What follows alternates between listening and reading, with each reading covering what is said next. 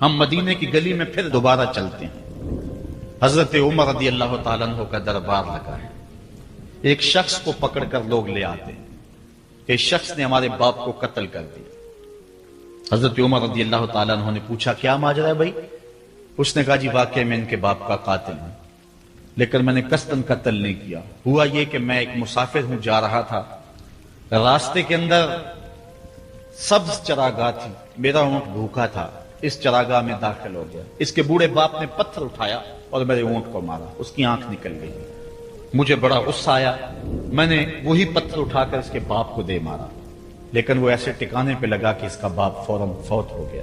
میرا قصد اور ارادہ نہیں تھا، لیکن بہرحال میں اس بات کا اقراری ہوں کہ میں نے اس کے باپ کو قتل کر دیا ہے۔ آپ جو حکم سنائیں میں اس کو قبول کروں گا، لیکن میں ایک مہلت مانگتا ہوں کہ میرے دوست، میرے بھائی کی کوئی رقم میرے ذمے ہے، میرے پاس اس نے امانت رکھی ہوئی ہے، اور وہ مجھے پتا ہے کہ میں نے کہاں چھپا کے رکھی ہوئی ہے۔ اگر آپ فیصلہ کر دیتے اور میری گردن کاٹ دی جاتی ہے تو وہ امانت جو میں نے رکھی ہوئی ہے سنبھال کر کے، میرے علاوہ کوئی جانتا بھی نہیں ہے، تو وہ اس تک کون پہنچائے گا؟ اگر آپ مجھے 3 دن کی مہلت دے دیں تو میں جا کر کے اس کی امانت اس کو واپس کر کے پھر واپس آؤں گا، پھر یہ پھندا پھانسی کا میں اپنے گلے میں ڈلوانے کے لیے تیار ہوں گا۔ حضرت عمر رضی اللہ تعالیٰ عنہ نے فرمایا کہ کوئی شخص تیری ضمانت دے دے تو ہم تجھے چھٹی دینے کے لیے تیار ہیں۔ اس نے دائیں بائیں دیکھا، پورے مدینے میں اس کا کوئی شناسہ ہی نہیں تھا، واقف ہی نہیں تھا، ایک اجنبی شخص تھا۔ حضرت ابو ذر غفاری کھڑے ہو گئے، کہا حضرت عمر میں اس کی ضمانت دیتا ہوں۔ ضمانت دے دی گئی، وہ چلا گیا۔ تیسرے دن وعدے کا جو وقت تھا، لوگ جمع ہو گئے، دربار لگ گئے، ابھی تک آنے والا نہیں آیا۔ لوگوں نے کہا ابو ذر تو نے غلطی کی ہے، ایک اجنبی کی ضمانت دی اور ابھی تک وہ نہیں آیا، اور میاں صاحب فرماتے ہیں ایک بار جو پھائیں اڑ جاندے اور پھر کدی نہ پھنس دینے۔ ظاہر ہے وہ چلا گیا، واپس تو نہیں پلٹ کے آئے گا، اسے پتا ہے کہ آگے سیدھی سیدھی میری موت ہے، تو تم نے یہ کیا غلطی کی؟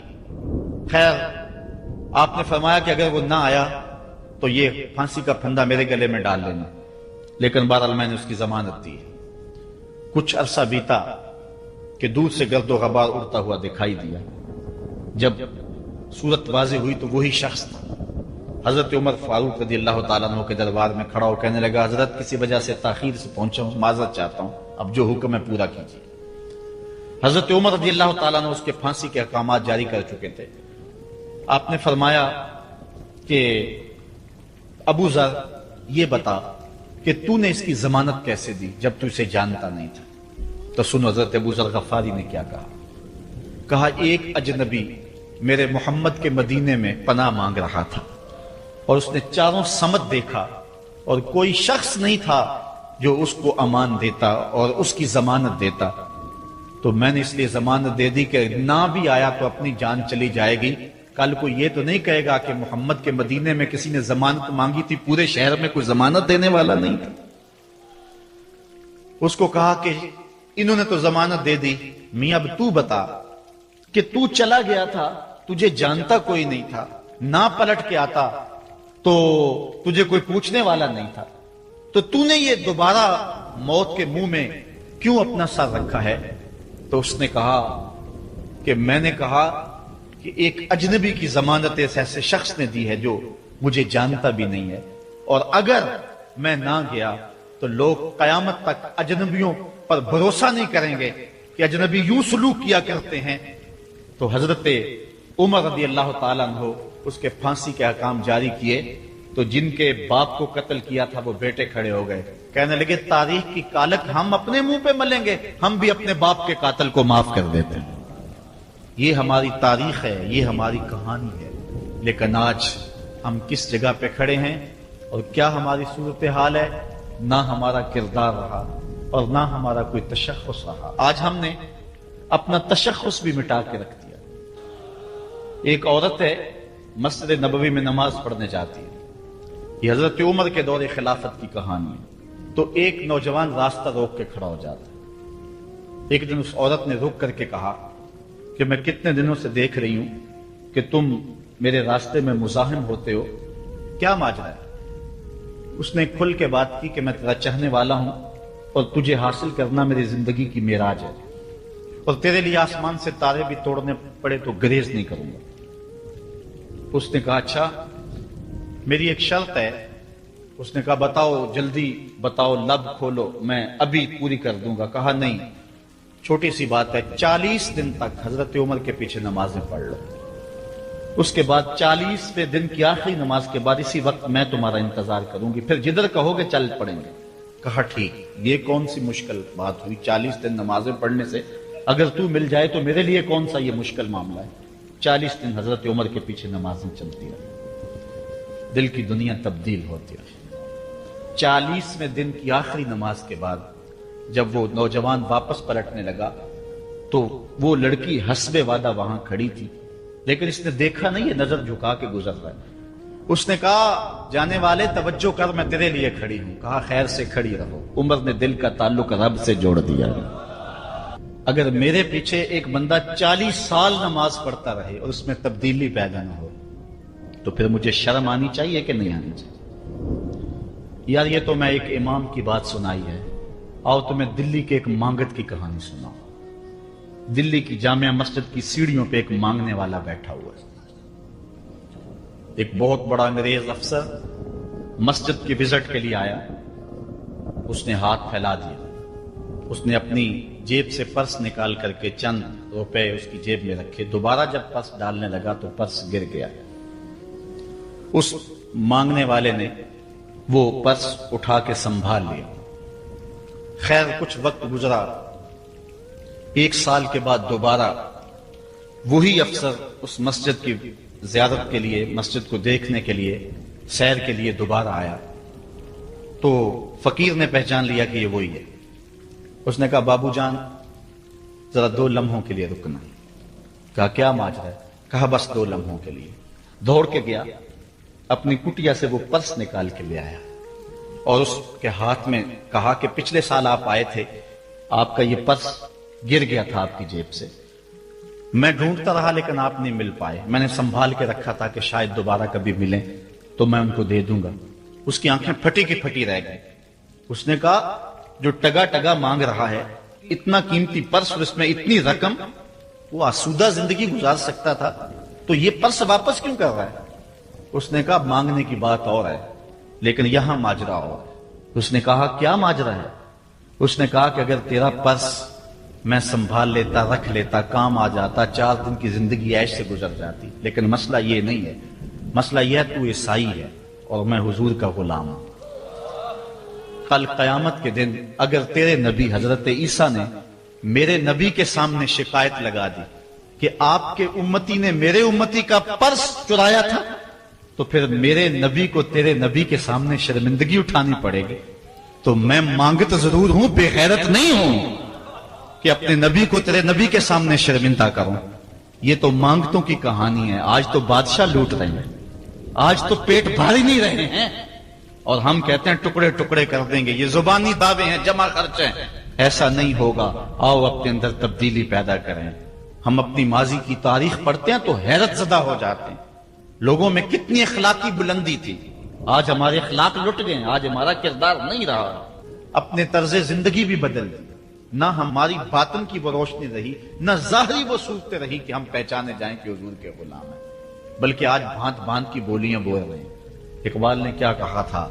اپنی ملت پر قیاس اقوام مغرب سے نہ کر، خاص ہے ترکیب میں تجھے قوم رسول ہاشمی۔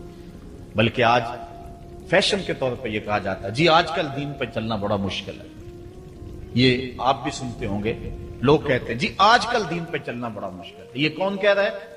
جو مسجد میں آتا ہے تو موسم کے مطابق گرم اور سرد پانی دستیاب ہے، اس کے لیے ماحول ہے، اس کے لیے خوبصورت قالین بچھے ہوئے ہیں، مخملی مصلے رکھے ہوئے ہیں، جو نرم اور گداز مصلوں پہ پیشانی رکھ کر کے سجدہ کرتا ہے، وہ بطور فیشن کہہ رہا ہے جی آج کل دین پہ چلنا بڑا مشکل ہے۔ میں اس کے جواب میں کہا کرتا ہوں میاں تیرے لیے مشکل ہے یا کربلا والے حسین کے لیے مشکل تھا؟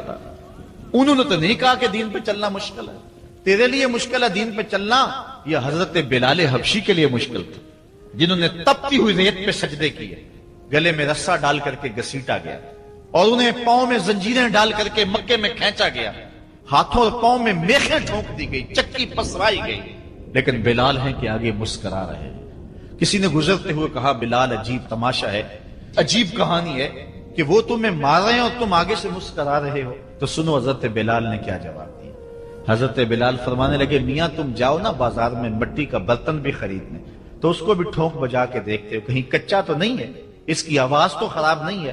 کہا تم تو مٹی کا پیالہ بھی خریدو تو ٹھونک بجا کے دیکھتے ہو کہیں کچا تو نہیں ہے، میرا مالک مجھے خرید رہا ہے، دیکھ رہا ہے بلال کہیں کچا تو نہیں ہے۔ میں کہتا ہوں مالک کھال ادڑ بھی جائے گی، حق حق کی آوازیں ختم نہیں ہوں گی۔ زخم پہ زخم کھا کے جی خون جگر کے گھونٹ پی، آہ نہ کر لبوں کو سی یہ عشق ہے دل لگی نہیں۔ تو یہ ایک دین گریزی ہے، یہ عمل گریزی ہے۔ جی آج کل بڑا مشکل ہے، پہلی بات ہے مشکل ہو بھی تو ہمارے پاس کوئی دوسرا آپشن موجود نہیں ہے۔ ہم ان لوگوں کی کہانیاں بھول سکتے ہیں کہ جنہوں نے اس دین کے راستے کے اندر دکھ بھی سہے، ان کو ٹکڑے بھی کر دیا گیا، ان کو 2 اونٹوں کی پچھلی ٹانگوں سے باندھ کر کے 2 ٹکڑوں میں بانٹ بھی دیا گیا، لوہے کی کنگھیوں سے بدن چھیدے بھی گئے، ہڈیاں توڑی بھی گئیں، آگ میں ڈالا بھی گیا، جلتے اور کھولتے تیل میں پھینکا گیا، لیکن انہوں نے رب کا نام نہیں چھوڑا، رسول کا نعرہ نہیں چھوڑا۔ اور آج ہم کہتے ہیں جی بڑا مشکل ہے آج کل دین پہ چلنا، اور یہ مولویوں نے مشکل بنائی ہوئی، یار دین اتنا بھی مشکل نہیں ہے، یہ کوئی بات نہیں ہے۔ ہم سر سے لے کر پاؤں تک اسلام میں داخل ہوں، یہ ہمارے رب کا ہم سے یہ تقاضا ہے، یا ایھا الذین آمنوا ادخلوا فی السلم کافہ، اے ایمان والو دین میں پورے داخل ہو جاؤ، پورے داخل ہو جاؤ۔ تمہاری وضاحت، انداز زندگی، طرز معاشرت یہ بتائے کہ تم حضور کے غلام۔ جو غیروں کے طرز زندگی کو اپنا رہا ہے اور ان کو جو ہے وہ پسند کر رہا ہے، وہ سوچے اپنے اندر اترے اور مت کسی کے دھوکے میں رہے۔ میں کہتا ہوں آج اگر کوئی یہ میٹرک پڑھے لڑکے بھی یہ سکول کھول لیتے ہیں گلی میں محلے میں، 200 بچے لے کر کے بیٹھ جاتے ہیں اور ان کو بھی ایک باقاعدہ یونیفارم دیتے ہیں، اس طرح کی ٹائی ہوگی، اس طرح کی شرٹ ہوگی، اس طرح کے بوٹ ہوں گے، گرمیوں میں اس طرح کا لباس ہوگا، سردیوں میں اس طرح کا لباس ہوگا۔ کبھی کسی نے نہیں کہا کہ یہ کیا قدغن لگاتے ہو؟ جس طرح کا بچہ لباس پہننا چاہے اس کو آزادی ہونی چاہیے، یہ کیا تم نے ایک خاص لباس متعین کر دی ہے؟ کہتے ہیں جی ان کا نظام ہے نا، ایک سکول ہے اور یونیفارم ہے اس کا۔ یار ایک پرائمری سکول کا بھی یونیفارم ہوتا ہے، تو کیا محمد عربی کے دین کا کوئی یونیفارم نہیں ہے؟ حضور علیہ الصلوۃ والسلام کی زندگی، حضور علیہ الصلوۃ والسلام کے شب و روز اور حضور علیہ الصلوۃ والسلام کا انداز معاشرت، حضور کی وضاحت، حضور کا لباس، یہ اپناؤ اور یہی زندگی کا حسن ہے۔ اسلام کے حوالے سے معذرت خواہانہ رویہ ترک کر دینا چاہیے ہمیں۔ اور آج ہمارے جو ہے وہ محراب و منبر کے جو وارثین ہیں انہوں نے بھی مسالت کر لی ہوئی ہے، جو کوئی بات نہیں ہے۔ اسلام صرف زبان سے اسلام کہہ دینے کا نام نہیں ہے۔ چمی گوہم مسلمانم بلرزم کہ دانم مشکلات لا الہ۔ جب میں کہتا ہوں میں مسلمان ہوں تو کانپ جاتا ہوں، اس لیے کہ لا الہ الا اللہ کے تقاضوں کو سمجھتا ہوں۔ جب بیعت عقبہ ثانیہ ہوئی ہے تو حضرت اسد بن زرارہ کھڑے ہو گئے، جب صحابہ حضور سے بیعت کرنے لگے اور 70 تعداد تھی ان کی، تو حضرت اسد بن زرارہ خزرجی کھڑے ہو گئے اور ان کو کہا کہ اے انصار، ان سے بیعت کرنے سے قبل سوچ لو، یوں ہی بے توجہی میں ہاتھ نہ بڑھا دینا، بے خبری میں یوں ہی ایسے ہی ہاتھ نہ بڑھا دینا، پہلے سوچ لو۔ بیعت کرنے کا مقصد یہ ہے تمہیں جو ہے وہ وقت کے جبر کے ساتھ پورے عرب کے ساتھ ٹکر لینا ہوگی، جو بھی کفر کے نظام کا حصہ ہے تم اس کے ساتھ ٹکراؤ کرنا ہوگا، اور حتیٰ کہ تمہاری کھال بھی ادھیڑ دی جائے گی، سخت تلواروں سے تمہارے کلیجے چبائے جائیں گے۔ اگر تم اس کے لیے تیار ہو تو پھر آؤ بیعت کرو۔ یہ نہیں ہے کہ بس تم کہہ لو کہ ہم مسلمان اور بس کافی ہے، نہیں۔ چمی گوئے مسلمانم بلرزم کہ دانم مشکلات لا الہ۔ آج ہمیں اس سمت بھی آنے کی ضرورت ہے، اس انداز سے دیکھنے کی ضرورت ہے کہ ہم سر سے لے کر پاؤں تک اسلام کے سانچے میں آئے۔ ہمارے اصلاح کے حوالے سے ایک اہم پوائنٹ جس پر میں آپ کی توجہ دلانا چاہتا ہوں وہ یہ ہے کہ فرائض و واجبات کو ترجیحی بنیادوں پہ رکھیں۔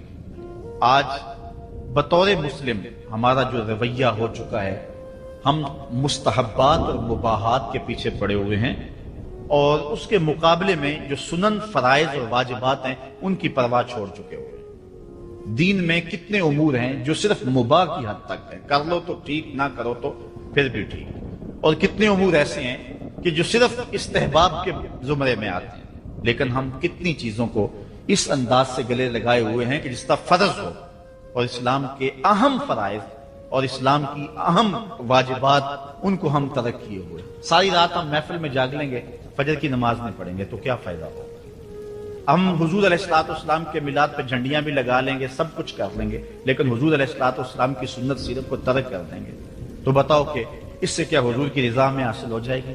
ہاں، اگر فرائض کی ادائیگی کے بعد ان کاموں کو کرو تو یہ تمہارے لیے بہتری کا سامان ہے۔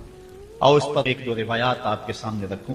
ایک طرف حضور علیہ الصلوۃ والسلام سے محض محبت کا دعویٰ ہے، اور ایک حضور علیہ الصلوۃ والسلام کے دیے ہوئے دین کو اور حضور علیہ الصلوۃ والسلام کے پیغام کو اپنانا ہے، بلکہ ایک طرف اپنی طرف سے اظہار محبت ہو اور وہ سچا ہی ہو، اور دوسری طرف حضور کا حکم ہو تو حکم ترجیح پا جائے گا۔ حضرت عبداللہ ابن رواحہ رضی اللہ تعالی عنہ یہ حضور علیہ الصلوۃ والسلام کے درباری شاعر ہیں۔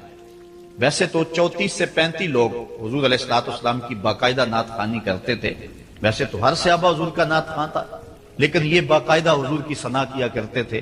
لیکن 3 اصحاب جو ہیں یہ خاص طور پہ حضور علیہ الصلوۃ والسلام کے درباری نعت خواں کہلاتے ہیں، حضرت کعب بن زہیر، حضرت حسان بن ثابت اور حضرت عبداللہ ابن رواحہ رضی اللہ تعالی عنہ۔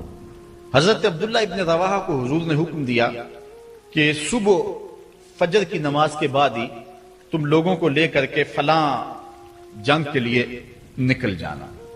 اب یہ بات سمجھ میں یہاں آ رہی ہے کہ حضور علیہ الصلوۃ والسلام کے نعت خواں صرف نعت خواں ہی نہیں تھے، وہ مجاہد بھی تھے، وہ تلوار بھی اٹھاتے تھے، وہ جنگیں بھی کیا کرتے تھے۔ اور حضرت عبداللہ ابن رواحہ جن کا یہ میں تذکرہ کر رہا ہوں، یہ جنگ موتا کے اندر ان کی شہادت ہوئی ہے۔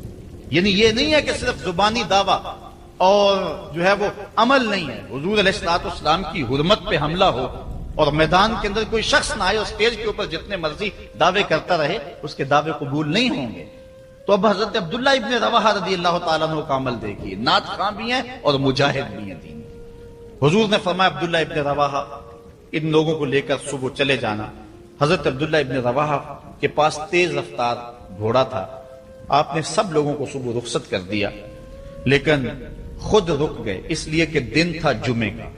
سوچا کہ دوبارہ پتہ نہیں حضور سے ملاقات ہو نہ ہو، جنگ پہ جا رہے ہیں، حالات کیا ہوں، اس لیے میں بعد میں تیز رفتار گھوڑے سے ان لوگوں کے ساتھ مل جاؤں گا، رک جاتا ہوں تھوڑی دیر، حضور کے پیچھے جمعہ المبارک کی نماز ادا کر لیتا ہوں، یہ اعزاز بھی مل جائے اور وہ حکم تھا وہ بھی پورا ہو جائے۔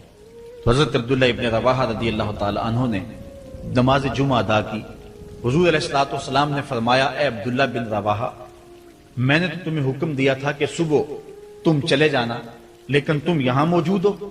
عرض کی حضور میں نے یہ عزم کیا ہے کہ میں ان کے ساتھ شامل ہو جاؤں گا، لیکن رکا اس لیے ہوں تاکہ آپ کے ساتھ جمعہ المبارک پڑھنے کی سعادت حاصل کر لوں۔ اب یہ سعادت چھوٹی نہیں تھی، حضور علیہ الصلوۃ والسلام کی اقتداء میں نماز، اور وہ بھی نماز جمعہ، کتنی بڑی سعادت ہے۔ لیکن حضور نے کیا فرمایا سنیے، اور اس مختصر سی بات سے بہت کچھ سمجھیے۔ حضور نے فرمایا لو انفقت ما فی الارض جمیعا ما ادرکت فضل غدوتہم، اے ابن رواحہ، اگر تو زکات اس کے ضمن میں اگر جو ہے وہ محبت کے مظاہر بھی سامنے آ جائیں تو اس میں کوئی قباحت نہیں ہے۔ اور اس پر روایت حضرت عبداللہ بن قراد رضی اللہ تعالی عنہ سے، اور یہ صحیح بخاری میں موجود ہے کہ آقا کریم علیہ السلام نے وضو فرمایا، اور وضو کا پانی زمین پر صحابہ گرنے نہیں دیتے، اپنے منہ پہ اور اپنے چہروں پہ مل لیتے ہیں۔ تو آقا کریم علیہ السلام نے فرمایا ما یحملکم علی ھذا، صحابہ تمہیں اس بات پر کس شے نے ابھارا ہے، میرے وضو کے پانی کو جو تم زمین پر نہیں گرنے دیتے، اس کا سبب کیا ہے؟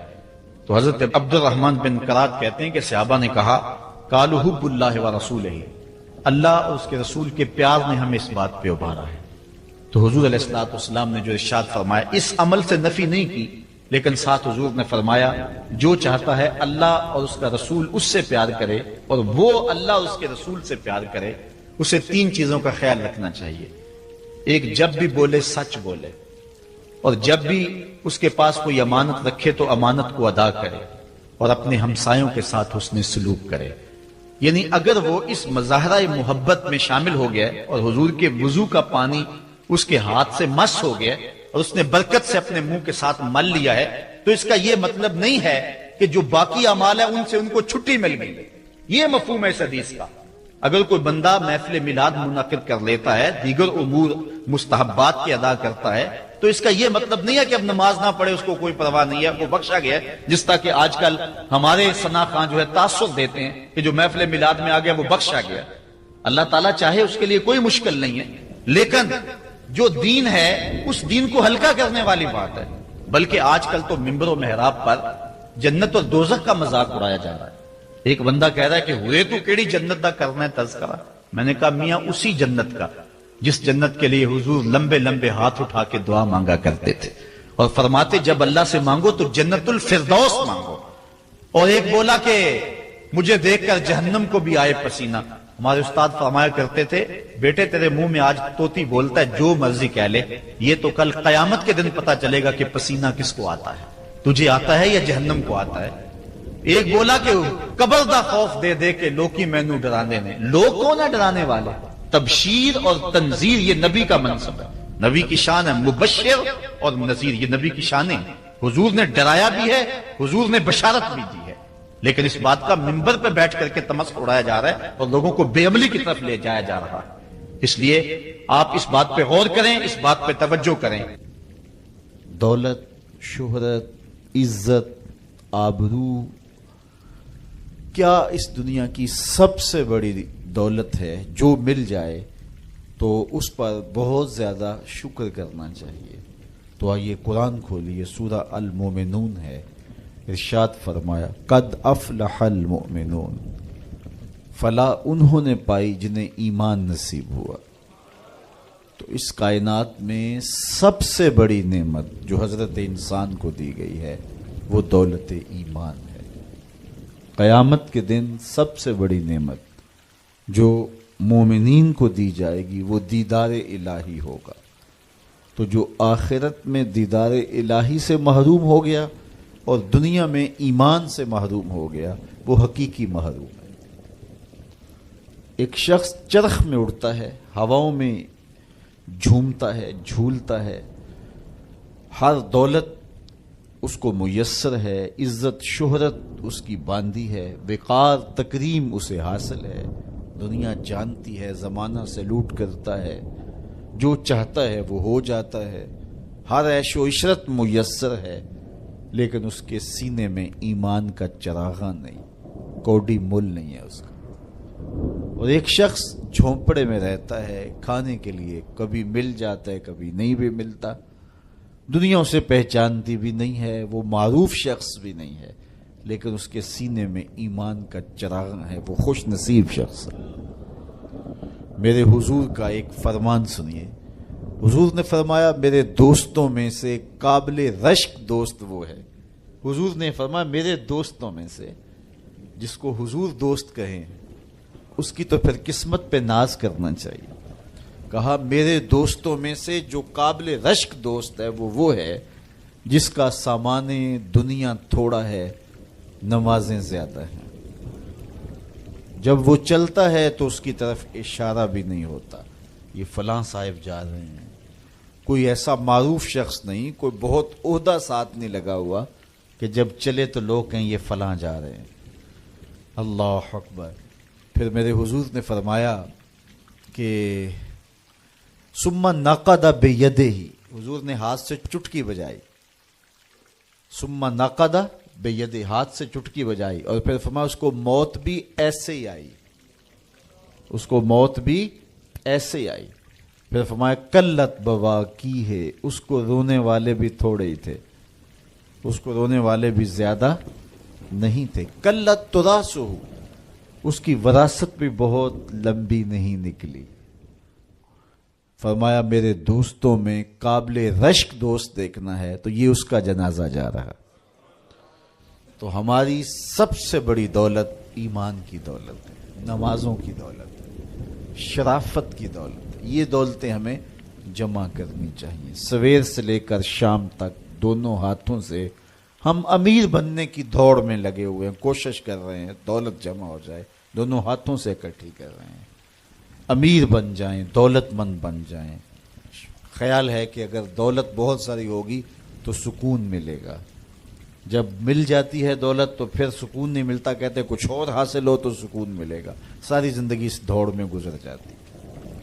جس طرح دنیا کی دولت جمع کرنے کے لیے دوڑ لگاتے ہو، شرافتیں جمع کرنے کے لیے دوڑ لگاؤ، نجابتیں حاصل کرنے کے لیے دوڑ لگاؤ، سجدوں کی کثرت حاصل کرنے کے لیے دوڑ لگاؤ، صالح اعمال جمع کرنے کے لیے دوڑ لگاؤ، خوش نصیبی ہے۔ ہاں اپنے بچوں کے لیے کاروبار بھی کرو، رزق بھی کماؤ، دولت ضرورت کی تمہیں ہونی چاہیے تمہارے پاس، لیکن فرض کرو اگر نہیں بھی ہے تو اتنی بھی ٹینشن لینے کی ضرورت نہیں ہے، جو میسر ہے اس پہ راضی رہو۔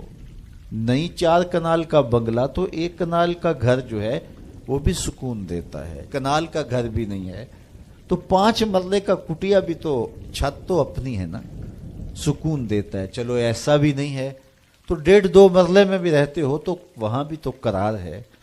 اور سنو حضور کا ایک فرمان سیدنا علی المرتضیٰ سے مروی ہے، میرے حضور نے فرمایا جو اللہ کے دیے گئے تھوڑے رزق پہ راضی ہو گیا، اللہ قیامت کے دن اس کے تھوڑے عملوں پہ راضی ہو جائے گا کہ میرے بندے تو بندہ ہو کے راضی ہے، میں تو پھر رب ہوں۔ تو یہ کتنا اچھا سودا ہے، اس پہ راضی ہو جانا۔ دکھوں کو ختم یہی چیز کرتی ہے۔ بندہ رب پہ راضی ہونا سیکھ لے تو جہاں بندہ ہوگا وہیں خوش ہوگا، اور راضی ہونا نہیں سیکھے گا تو کھرب پتی بھی ہوگا، نفس کی کمینگی ختم نہیں ہوگی۔ تو پھر اس پہ راضی رہنے کا فن سیکھنا چاہیے۔ اور یہ فن ملتا کہاں سے ہے؟ یہ فقیروں کی چوکھٹ سے ملتا ہے، اللہ والوں کی صحبت سے ملتا ہے، ان کی اپنی زندگی توکل کا نمونہ ہوتی ہے تو ان کے پاس بیٹھ کر کے بہت کچھ سیکھنے کو ملتا ہے کہ یہ بھی تو زندگی گزار رہے ہیں۔ حضور کی سیرت پڑھیں، آپ کو یہ سب کچھ ملے گا۔ اللہ نے اپنے محبوب کو اختیار دیا، محبوب اگر چاہو تو یہ بطحا مکہ سونے اور چاندی کا بنا دیں۔ تو حضور کیا کہتے ہیں؟ ایک دن کھانا دینا، ایک دن فاقہ دینا۔ جس دن کھانا ملے گا تیرا شکر کروں گا، جس دن فاقہ ملے گا صبر کروں گا۔ تو اللہ کے حضور عجز، اللہ کے حضور رضا، یہ بہت بڑی دولت ہے۔ اگر نصیب ہو گئی تو سمجھو زندگی سوکھی ہو گئی، ورنہ ساری زندگی دھوڑی ختم نہیں ہوتی ہے، بھاگم باغ لگی رہتی ہے، اور ہر وقت جو ہے وہ مشکل جان نہیں چھوڑتی۔ لیکن جو اس پہ راضی رہنے کا فن سیکھ جاتا ہے تو وہی باکمال شخص ہوتا ہے، اور اسے ہی طمانیت کی زندگی ملتی ہے، اور اسے ہی قرار کا سودا نصیب ہوتا ہے۔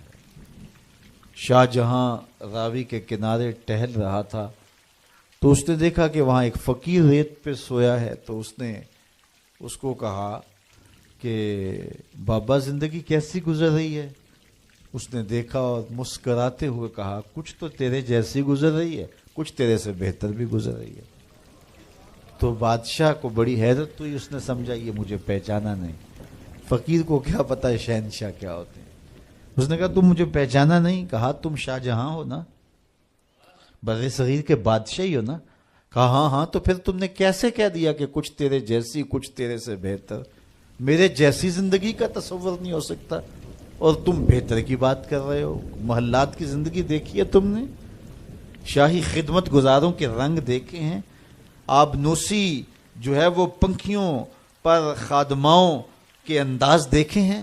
تمہیں کیا پتا کہ شاہی زندگی کیسے ہوتی ہے؟ کہا بادشاہ جب رات پڑتی ہے اور تو مخملی اور خوبصورت بستروں پہ سوتا ہے، پھولوں کی لگی ہوئی سیج پہ لیٹتا ہے، میں اس ریت پہ سو جاتا ہوں، اور جب نیند آ جاتی ہے تمہیں بھی خبر نہیں ہوتی کہاں پڑا ہوں، خبر مجھے بھی نہیں ہوتی، اس وقت میری اور تمہاری زندگی ایک جیسی گزر رہی ہوتی ہے۔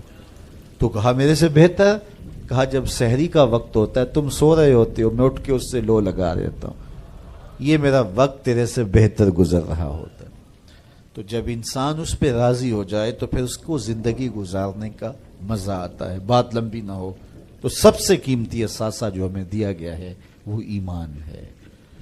اللہ تعالیٰ کا شکر ہے، ہم بڑے غریب ہوں گے، ہم میں سے بہت سارے لوگ مقروض بھی ہوں گے، بہت سارے لوگ ایسے ہوں گے جن کا ذاتی گھر نہیں ہوگا، کرائے پہ رہتے ہوں گے، بہت سارے لوگوں کے کندھوں پر بیٹیوں کی شادیوں کا بوجھ بھی پڑا ہوگا کہ اتنی بڑی ذمہ داریاں ہیں، میں نے ان کو نبھانا ہے، بہت سارے لوگ کاروباری پیچیدگیوں میں پھنسے ہوں گے، بہت سارے لوگ بیماریوں میں مبتلا ہوں گے، آپ میں سے بہت سارے لوگ مقدمات کی مشکلات میں بھی ہوں گے، دیگر دکھوں میں ہوں گے، اپنوں بیگانوں کی بے وفائیوں کے صدمے بھی ہوں گے، داغ بھی ہوں گے، بہت کچھ ہوگا، لیکن یہ ساری پریشانیاں ایک طرف، اس بات کا شکر ادا کیجئے اللہ نے ہمیں ایمان کا نور عطا فرمایا۔ ہمارے سینے ایمان کے نور سے خالی نہیں ہیں۔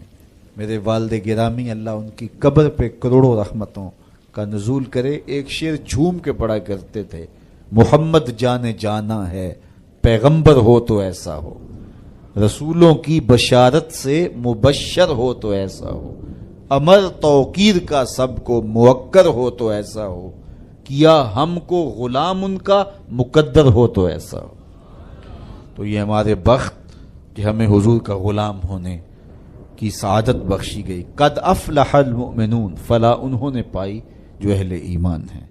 الذین هم فی صلاتہم خاشعون، یہ وہ خوش نصیب لوگ ہیں جو نماز میں خشوع کرتے ہیں، گڑ گڑاتے ہیں، اللہ کے حضور عاجزی کرتے ہیں، ان کی آنکھیں آنسوؤں کا خراج دیتی، عجز کرتے ہیں اس کے حضور۔ یہ سعادت مندی ہے، نماز میں خشوع نصیب ہو جانا۔ میرے حضور نے ارشاد فرمایا، جب حضرت جبریل حضور کے پاس آئے اور حضور کی خدمت میں ادب سے بیٹھ گئے تو انہوں نے کچھ سوال پوچھے، تو ان سوالوں میں سے ایک سوال یہ تھا کہ حضور مجھے احسان کے بارے میں خبر دیجیے۔ تو آقا کریم نے ارشاد فرمایا کہ تو اپنے رب کی عبادت اس طرح کرے کہ تو اسے دیکھتا ہے، اور اگر یہ کیفیت پیدا نہیں ہوتی تو کم از کم یہ کیفیت پیدا ہو کہ وہ تمہیں دیکھ رہا ہے۔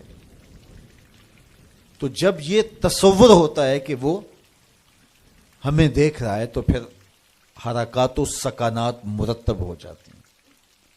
ہم جاتے ہیں نا کسی جگہ پہ تو وہ کہتے ہیں جناب آپ لائیو جا رہے ہیں، تو پھر کپڑے سوار کے بیٹھ جاتے ہیں، اعضاء کا جو ہے وہ نظم قائم رکھتے ہیں کہ اتنے لوگ دیکھ رہے ہیں تو ہم اپنی حرکات و سکانات کو مرتب رکھیں، منظم رکھیں۔ تو جب لوگ دیکھ رہے ہیں تو حرکتیں منظم ہونی چاہیے، تو جب رب دیکھ رہا ہو تو پھر دل کی دھڑکن بھی بے ترتیب نہ ہونے پائے، پھر وسواس، خیالات، کیا کچھ جو انسان کی زندگی کو برباد کرتے ہیں ان سے کنارہ کشی ہو، اور اس تصور میں ڈوب جائے کہ میرا رب مجھے دیکھ رہا ہے۔ یار کسی کی ماں اس کو پیار سے دیکھ رہی ہو تو پھر وہ نشہ نہیں اترتا، باپ دیکھ رہا ہو پیار سے تو وہ اپنا رنگ ہوتا ہے، استاد شفقت سے دیکھ رہا ہو، مرشد دیکھ رہا ہو کسی کو تو پھر وہ نشہ نہیں جاتا، تو کیا تصور میں بندہ ڈوب جائے کہ میرا رب مجھے دیکھ رہا ہے۔ تو جب رب شفقت سے، محبت سے بندے کو دیکھ رہا ہے تو پھر اس کی نماز میں کیوں لذت پیدا نہیں ہوگی، کیوں سرور پیدا نہیں ہوگا، کیوں کیفیات کا جہاں آباد نہیں ہوگا۔ تو فرمایا کہ وہ پھر خشوع کرتے ہیں، گڑ گڑاتے ہیں، روتے ہیں، عجز و انکساری کرتے ہیں۔ ان کی نمازیں پھر کس انہماک کے ساتھ، کس محبت کے ساتھ، کس پیار کے ساتھ ادا ہوتی ہیں، ان کے سجدوں کی کیفیت کیا ہوتی ہے۔ ایک روایت میں آتا ہے بندے کو پتہ چل جائے سجدے میں جو اس پر رحمتیں اترتی ہیں تو وہ سجدے سے سر ہی نہ اٹھائے، اتنی رحمتیں اس کے اوپر نازل ہو رہی ہوتی ہیں۔ تو وہ اپنی نمازوں میں خشوع کرتے ہیں، للہیت کے ساتھ، خلوص کے ساتھ، عجز و انکساری کے ساتھ، گڑ گڑاتے ہوئے، روتے ہوئے۔ اللہ اکبر۔ حضور علیہ الصلوۃ والسلام جب نماز پڑھتے تھے تو ایسے لگتا تھا جس طرح حضور کے سینے میں ہنڈیا پک رہی ہے، اس طرح حضور علیہ الصلوۃ والسلام کا جو سینہ اطہر خوف خدا سے، خشیت الہی سے جو ہے وہ اس طرح حضور کے سینے کی کیفیت تھی، ہنڈیا کے ابلنے کی جس طرح آواز ہوتی ہے۔ اللہ اکبر۔ والذین هم عن اللغو معرضون، اور ان خوش نصیب لوگوں کی کہانی یہ ہے کہ بیہودہ بات کی طرف التفات نہیں کرتے، ان کی زندگی مقصدیت کے نور سے مالا مال ہوتی ہے۔ یہ بات کی، ادھر کی اڑا دی، چائے والے کھوکھے پہ بیٹھے 3 گھنٹے گزار دیے، حمام پہ بیٹھے 2 گھنٹے گزار دیے، فضولیات پہ بحث کرتے رہے۔ ان کی زندگی اتنی فضول ہوتی ہے کہ وہ بیہودہ کاموں پہ وقت لگا دیں۔ وقت تو سب سے قیمتی اثاثہ ہے، قیمتی اثاثہ، سب سے قیمتی کمائی انسان یوں تو نہیں اڑاتا. تو سب سے قیمتی اثاثہ جو ہمیں دیا گیا وہ وقت. امام شافعی فرماتے ہیں میں نے فقیروں سے 2 باتیں ایسی سیکھی ہیں جنہوں نے مجھے بڑا نفع دیا ہے. چونکہ جو اہل اللہ کی باتیں ہوتی ہیں وہ باتوں کی امام ہوتی ہیں, چونکہ ان کے مشاہدات کا نچوڑ ہوتا ہے. حضرت امام احمد بن حنبل حضرت بشر حافی کے پیچھے دوڑتے تھے, تو کسی نے ان کو کہا کہ آپ اتنے بڑے عالم ہیں تو اس فقیر سے کیا تلاش کرتے ہیں؟ تو امام احمد بن حنبل فرمانے لگے کہ احمد بن حنبل جس رب کو مانتا ہے بشر حافی اس رب کو جانتا بھی ہے. تو ان سے بڑی باتیں ملتی ہیں ہمیں. تو کہا فقیروں کی 2 باتوں نے مجھے بڑا ہی فائدہ دیا. ان میں سے ایک بات یہ, الوقت سیف قاطع, وقت کاٹ دینے والی تلوار ہے. اگر وقت کو تم نہیں کاٹو گے تو وقت تمہیں کاٹ دے گا. کہا اس بات نے مجھے بڑا نفع دیا اور میرا وقت بچایا, ورنہ ہمارا کتنا وقت برباد ہو جاتا ہے. کس نے کتنے سکور کیے جی, کس نے کتنے جو ہے وہ آؤٹ کیے, اور کون کس میچ میں کتنے جو ہے اس نے سکور بنائے, اس پہ میں نے دیکھا 2-2 گھنٹے لوگ بات کر لیتے ہیں. اتنا وقت لوگوں کے پاس ہوتا ہے. مقصد کیا ہے اس کا, مدعا کیا ہے؟ ٹیلی ویژن پہ ٹاک شوز چل رہے ہوتے ہیں ایسے موضوعات پہ, تو حیرت ہوتی ہے کہ اتنا قیمتی وقت اور ہم بحیثیت قوم کھڑے کہاں اس وقت دنیا میں, اور ہمارے پاس اتنا زائد وقت ہے کہ ہم کن امور پہ بحث کر رہے ہیں. کوئی بندہ باہر سے آیا نا تو اس نے دیکھا کہ پھاٹک بند ہے اور لوگ سائیکل سر پہ اٹھا کے اور موٹر سائیکل بھی جو ہے وہ کسی طرح سے گھسیٹ کے جو ہے وہ ریلوے لائن عبور کر رہے ہیں. تو وہ بڑا متاثر ہوا کہ اتنی ذمہ دار قوم ہے کہ جو گاڑی کے آنے کا انتظار بھی نہیں کرتی, اور ان کو اپنے مقصد پر جانے کے لیے, کام پر جانے کے لیے اس قدر ان کو جلدی ہے کہ یہ سائیکل بھی سڑک پہ اٹھا کے سڑک عبور کر رہے ہیں. تو خیر جب پھاٹک کھلا تو وہ گیا تو دیکھا آگے بندریا کا تماشا لگا تھا, 600 آدمی وہاں کھڑا تھا. اس نے کہا اچھا اس کی جلدی تھی سب کو. تو ہمارا تو کتنا وقت بندریا کے تماشے کو دیکھتے ہوئے گزر جاتا ہے, جب ہم بحیثیت قوم دنیا میں کہاں کھڑے ہیں. تو ہمیں تو اپنے ایک ایک لمحے کی قدر کرنی چاہیے. کاروباری لوگوں کو بھی آگے بڑھنا چاہیے, علماء کو بھی اپنے وقت کی قدر کرنی چاہیے, عوام کو بھی کرنی چاہیے. ہمارے علماء کا بھی حال ایسے ہی ہے. ایسے ایسے موضوعات پہ گفتگو کرتے ہیں جو نہ قوم کی ضرورت ہوتی ہے اور نہ ان کی ضرورت ہوتی ہے, لیکن بس وقت ہے کہ ان کے پاس اتنا ہے کہ 3-3 گھنٹے ایسے ایسے موضوعات پہ بات کر جاتے ہیں کہ جس کی قوم کو کس طرح سے ضرورت بھی نہیں ہوتی ہے. تو ہم اپنے وقت کو ضائع کرتے ہیں جو سب سے قیمتی اثاثہ ہے ہمارے پاس. حضرت امام ابو بکر بن داسا کہتے ہیں میں امام ابو داود سے ملا, یہ جنہوں نے سنن ابی داؤد لکھی ہے. تو کہتے ہیں کہ وہ فرمانے لگے کہ مجھے اللہ کے رسول صلی اللہ علیہ وآلہ وسلم کی 6 لاکھ حدیثیں زبانی یاد ہیں. ان 6 لاکھ احادیث رسول کا میں نے خلاصہ تیار کیا تو میرے پاس رہ گئیں 4000 حدیثیں. پھر میں نے زہد, مناقب, فضائل, قصص اور پچھلی امتوں کے تذکروں پر مشتمل حدیثوں کو الگ کر دیا. جن احادیث سے صرف مسائل شرعیہ کا استنباط و استخراج کیا جا سکتا تھا میں نے ان کو الگ کیا تو میرے پاس رہ گئیں 800 حدیثیں. ان 800 احادیث سے ہی پورے دین کو سمجھا جا سکتا ہے. جس طرح کہ قرآن مجید کی آیات میں سے 500 آیات ایسی ہیں جن سے احکام شرعیہ ثابت ہوتے ہیں. باقی کچھ پچھلی امتوں کے تذکرے ہیں, کچھ تنذیر ہے, جہنم سے ڈرایا گیا ہے, تحذیر ہے, اور کچھ تبشیر ہے, جنت کا بتایا گیا ہے, اس کے نقشے بیان کیے گئے ہیں. پچھلی قوموں پر آنے والے عذاب, ان کے اسباب بیان کیے گئے ہیں, اور بہت ساری چیزیں بیان کی گئی. لیکن جن سے احکام ثابت ہوتے ہیں ان کی تعداد, ان آیات کی, آیات الاحکام جو ہیں ان کی تعداد 500 ہے. اسی طرح لاکھوں احادیث کا خلاصہ جو تیار کیا تو جن احادیث سے احکام کا ثبوت ہوتا ہے اور مسائل شرعیہ کا استنباط و استخراج کیا جاتا ہے، ان کی تعداد ہے 800۔ تو حضرت امام ابو داؤد کہتے ہیں میں ان 800 احادیث کا ایک اور خلاصہ تیار کیا تو میرے پاس رہ گئی 4 حدیث سے، اور ان 4 حدیثوں کے بارے وہ فرماتے ہیں اساس الاسلام ہیں، اسلام کی جڑ ہیں، اسلام کی بنیاد ہیں۔ ان میں سے ایک حدیث یہ ہے من حسن اسلام المرء ترکہ ما لا یعنی ہے، کسی شخص کے اسلام کا حسن یہ ہے کہ وہ ہر بے مقصد کام کو چھوڑ دیتا ہے، ترک کر دیتا ہے۔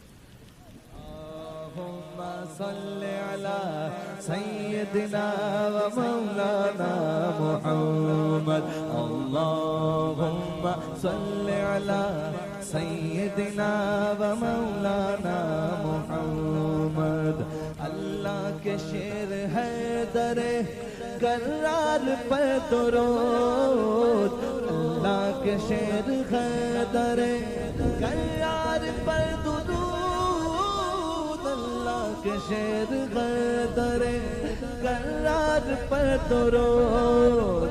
حضرت حسن حسین کے کردار پر درود، اللہم صل علی سیدنا و مولانا محمد وعلی سیدنا علی و سیدتنا فاطمہ و سیدتنا زینب و سیدنا حسن و سیدنا حسین وعلی آلہ و صحبہ و بارک وسلم۔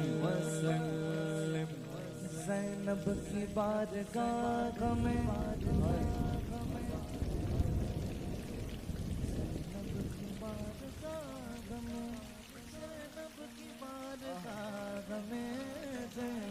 کی بارگاہ میں سلام نیاز ہے، زینب کی بارگاہ میں سلام نیاز ہے، جو مرتضیٰ کی لاڈلی زہرا کا ناز ہے۔ اللہم صل علی سیدنا و مولانا محمد وعلی سیدنا علی و سیدتنا فاطمہ و سیدتنا زینب و سیدنا حسن و سیدنا حسین۔